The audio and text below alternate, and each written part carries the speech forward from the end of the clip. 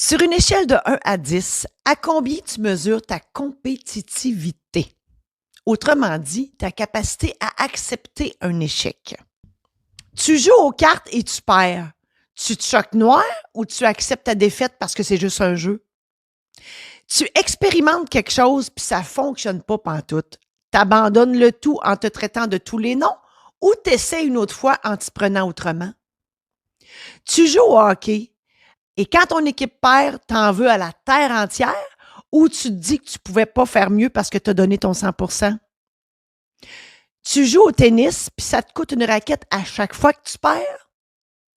Tu as mis toute ton énergie dans un projet et t'en veux à la terre entière quand tu apprends qu'il n'a pas été retenu?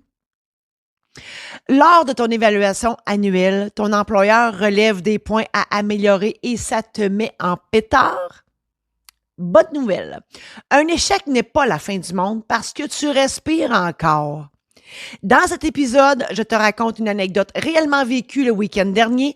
Je te jase d'apprentissage, de lâcher prise, de pardon et je te donne des trucs pour transformer positivement un échec. Merci de passer quelques minutes de ton temps avec moi aujourd'hui. Je suis Marie-Josée Saint-Laurent, créatrice de bonheur et de positif. Ma passion, c'est la création. Que ce soit en écriture, en édition, en conférence, en showférence, en show d'humour, dans l'organisation d'événements ou ici dans mon podcast, mon objectif, t'aider à mettre du positif dans ta vie et ou à prendre les décisions pour l'améliorer. Ajouter du positif dans ton existence, c'est le moyen par excellence pour transformer ta vie totalement et c'est disponible ici uniquement. Bienvenue dans Illumine ta vie, le podcast qui changera ta vie assurément. Moi et mon chum, on a un couple d'amis qui ont des filles et ils font de la gymnastique de groupe.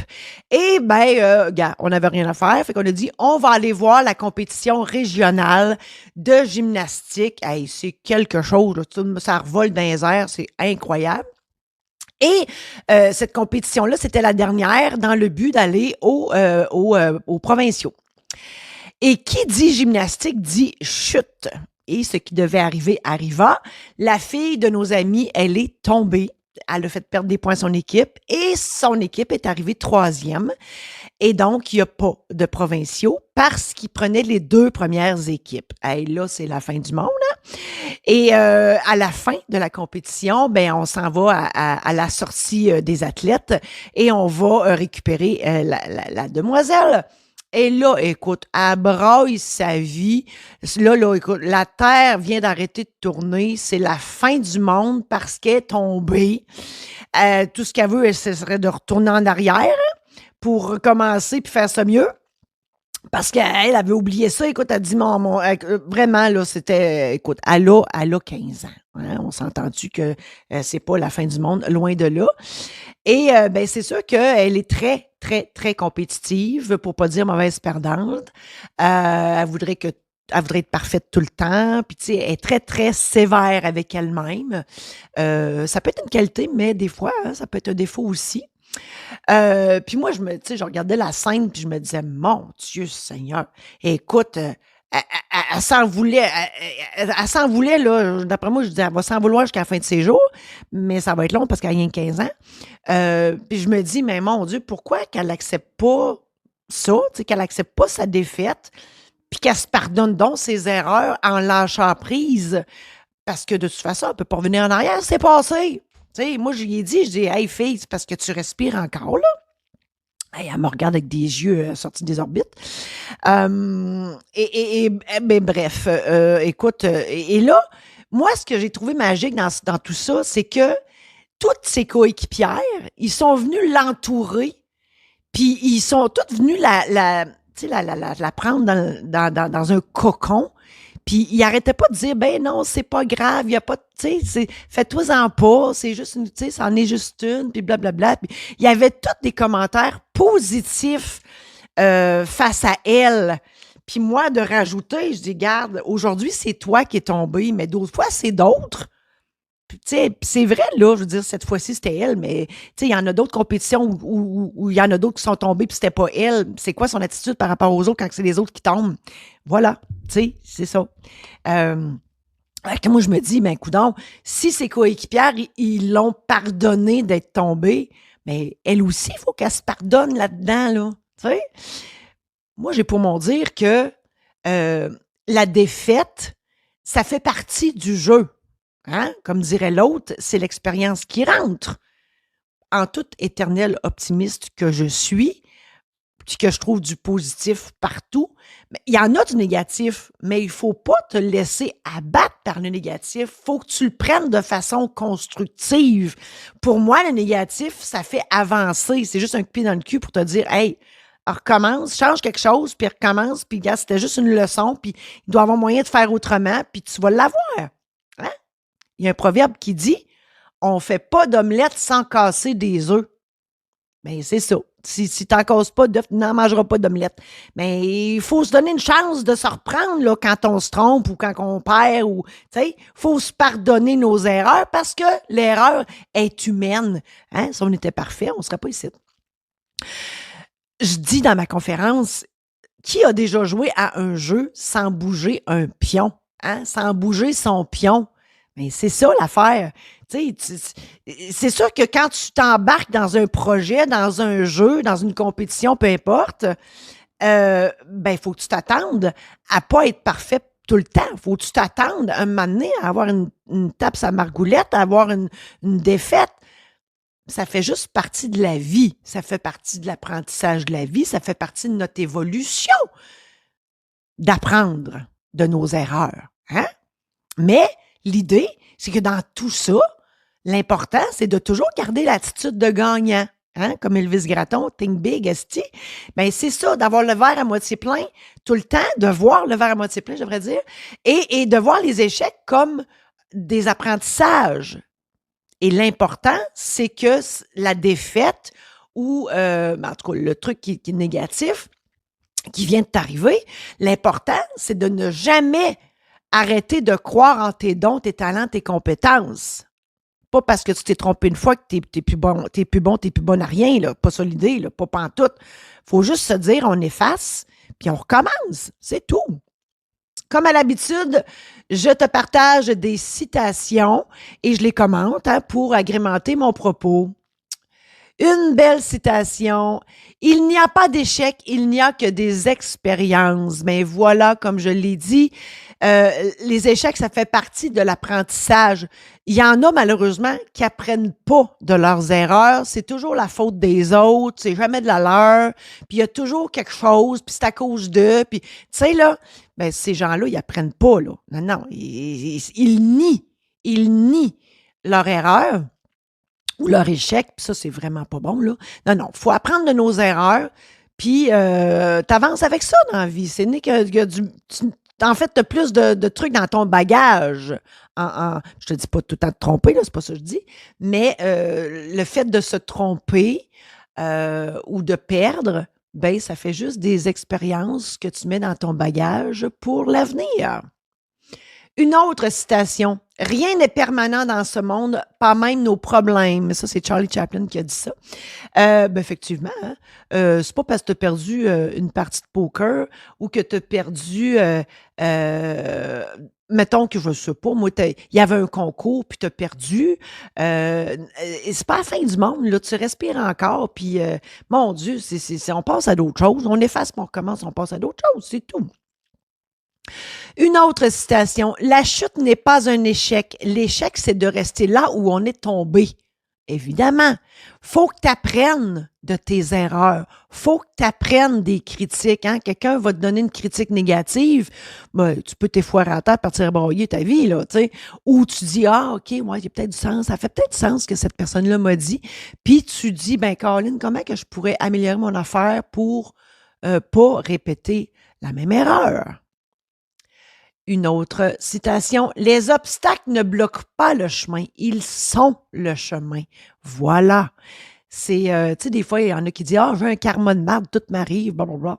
Tu sais, non. Ça fait partie du chemin. Si l'univers, puis là, je parle de l'univers, mais ça peut être Dieu, Bouddha, Allah, Jéhovah, les extraterrestres, la poune, Elvis. On comprend quand je dis l'univers, c'est la force supérieure qui est au-dessus de toi à laquelle tu crois. Si l'univers t'envoie des obstacles sur ton chemin de ta vie, Ben, c'est parce que tu en as besoin pour évoluer, tout simplement. Faut que tu prennes ça comme des apprentissages. Une autre citation. La confiance en soi, ce n'est pas penser que l'on est meilleur que les autres. Non. C'est savoir que l'on n'a pas besoin de se comparer aux autres. Ça aussi, ça fait partie de la patente. Parce que, oui, on peut se comparer, mais ça donne quoi? Moi, je me suis jamais comparée aux autres. Je trouve que c'est une perte de temps tellement. En fait, se comparer à soi, c'est la seule façon d'évoluer aussi et de s'améliorer dans la vie. Hein? Je sais pas, moi, moi, je joue à patience sur mon cellulaire, OK? Puis là, ben, on a le score, puis là, tu sais, oui, j'essaye d'avoir un nouveau score à chaque fois, mais si je l'ai pas, gars, je pitche pas mon cellulaire sur le mur, c'est pas ça, là, c'est un jeu. On s'amuse. Puis de se comparer à moi-même. Tu sais, mon chum, lui, il joue à Candy Crush. Moi, j'ai ça, Candy Crush, je suis pas capable. Mais si, mettons, là, je jouais à Candy Crush, moi aussi, puis là, il dit, ah, j'étais à tel niveau, puis là, je dirais, ben moi, je suis juste à celui-là. Puis ça serait juste ça. En tout cas, moi, je trouve que ça sert absolument à rien de se mettre en pétard, de se mettre en colère pour des pacotiers de même. Voyons donc. Une autre citation. Si tu n'aimes pas ce que tu récoltes, alors change ce que tu sèmes.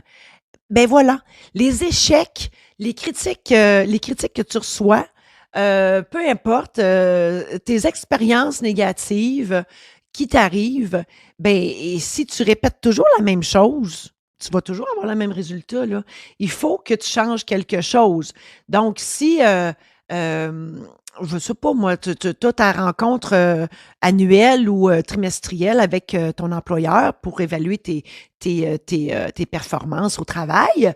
Puis là, il te donne des commentaires, puis, mais toi, tu es tête de mule, puis tu fais: Non, non, non, j'ai toujours fait ça de même, je vais continuer à faire ça de même».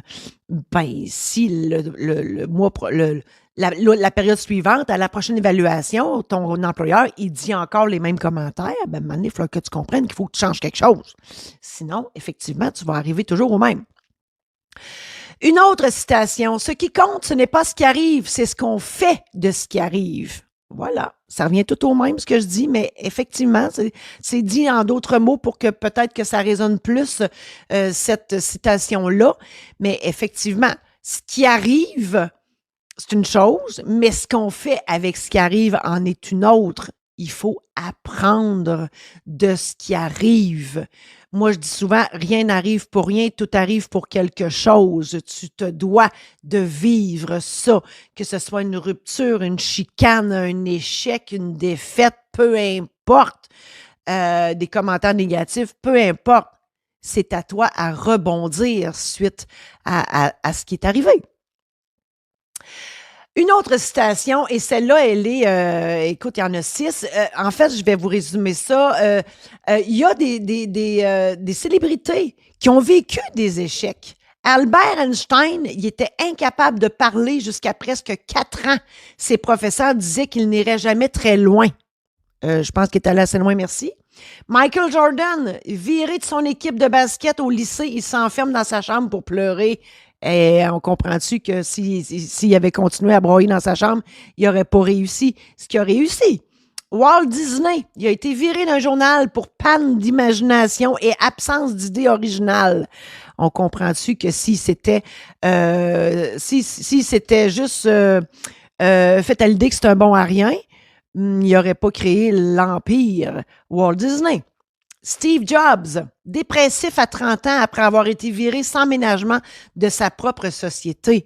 Steve Jobs, il a fait des choses grandioses là, dans la vie. Mais c'est ça, il ne s'est pas assis sur ça. Au contraire, il a rebondi et il a fait des grandes choses. Oprah Winfrey, rétrogradée de son poste de présentatrice vedette parce qu'elle n'était pas faite pour la télévision. Ben oui, me semble, hein? Ben c'est ça. On comprend que ces gens-là, ils ont tous rebondi suite à des remarques négatives. Et finalement, les Beatles, ils ont été virés des studios Decca qui n'aimaient pas leur son, disant qu'ils n'avaient aucun avenir dans le show business. S'est-tu trompé? Le gars qui les a virés, lui, il doit s'en vouloir en Barslack, mais les Beatles, eux autres, ils ont su rebondir. Alors, si vous n'avez jamais échoué, vous n'avez jamais rien tenté de nouveau. Voilà. C'est ça l'idée. C'est que quand tu te trompes, il faut juste que tu réessaies d'une autre manière, plus fort, plus performante. Voilà.